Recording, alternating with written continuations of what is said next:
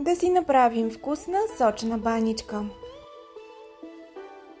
За плънката са необходими 250 грама кисело мляко, които се смесват с половин чайна лъжичка сода бикарбонат. Добавя се 120 грама натрошено сирене и 4 яйца. Разбърква се добре.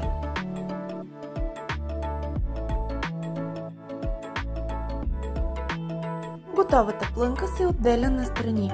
30 грама масло се разтопява и с помощта на четка се намазва тавичката, предварително заслана с хартия за печене. Приготвят се 8 кори за баница, които се разпределят 2 по 2.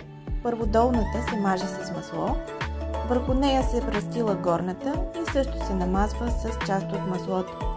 Разпределя се плънката, като се оставя малко от нея за покриване на баничките накрая. Намазаните кори се хващат двете заедно и по по-дългата страна се навиват на руло. Рулото от своя страна се навива на охлювче. Готовата баничка се слага в тавичката.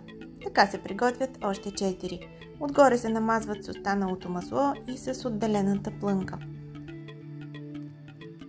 Пече се в предварително загрята на 180 градуса Целзий фурна с вентилатор за около 40 минути. Добър апетит!